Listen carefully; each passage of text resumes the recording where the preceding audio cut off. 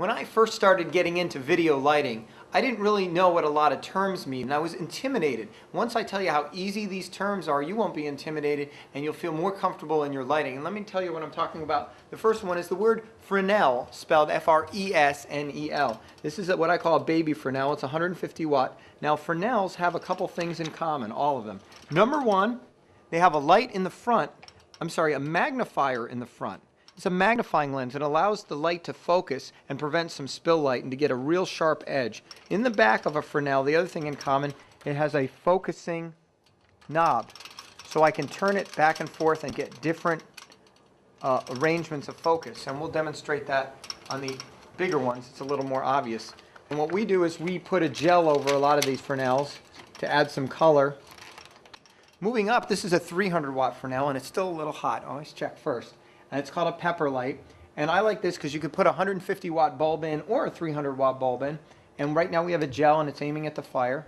And this has a really great focusing knob. So if you can see, I'm going to take the gel off to make it more obvious. You can make it really wide or really small. And it can fill up the whole area. And this is nice because again it's focusing. And once again the Fresnel has the little lens in here that's like a magnifier, a thick Coke bottle kind of lens. And now, if you really need a kick, it's always good to have one of these, but this gets a little more expensive. This is a 650 watt Fresnel by ARRI. So if you hear somebody say, we plugged in something with the ARRI 650, all they're saying is it's a up to 650 watt bulb. And ARRI is the name of the company, short for Aeroflex, I think. And it's very heavy duty. And you have to buy the barn doors separately. And the other thing to remember is that they don't come with lamps. You have to specify you need a lamp of which kind. Also, when you get up to this range 650 or bigger, you'll see a little rope with them. And you're like, what's that for? Well, these will mount on a grid upside down. If you take them off a light stand, they're designed to go upside down on a grid. Well, what happens if they loosen and fall off? Well, I don't know if you saw the movie The Truman Show, but it could be dangerous for somebody below. So what they do is they put a safety rope on the grid above. So if it falls, it hangs by the rope. So it's very important if you're doing a grid system, a big television studio, that you attach these safety ropes to the grid or somebody could get hurt because these are 25 pounds of heavy metal.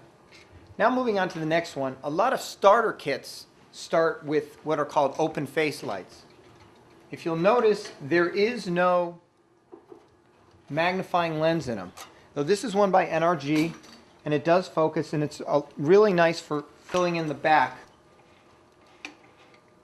of a scene, you know, washing out the back wall or whatever. But see, as I focus, and Mike, you can back up a little bit here to see on the wall, notice how this focuses, which sort of goes from spot to full, but nowhere near the same as, I'll go back to this pepper light, and notice how this focuses from full to spot.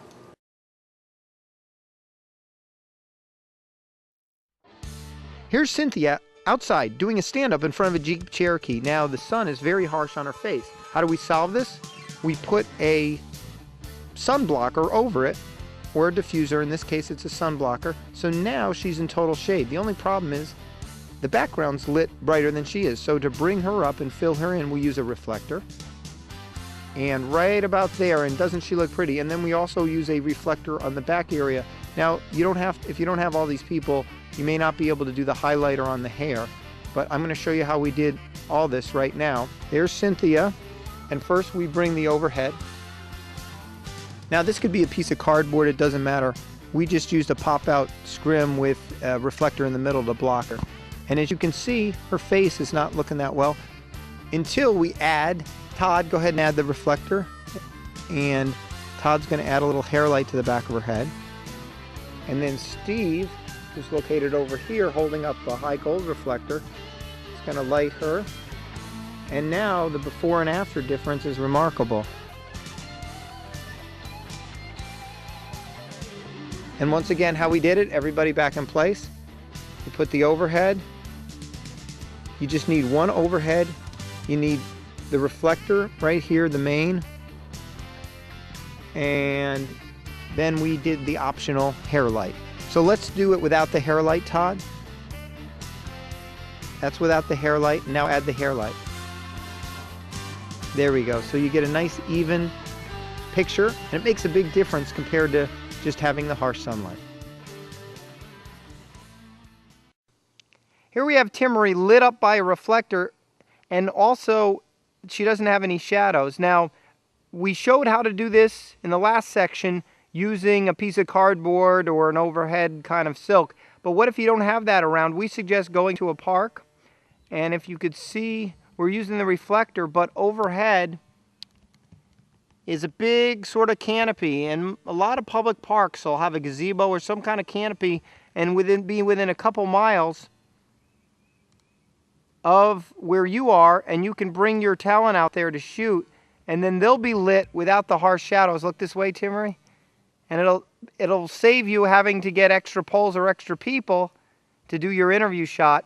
Yet it'll look a lot better this way than if we took it away and there was no reflection at all. It really brings out from the background using an overhead canopy at a public park.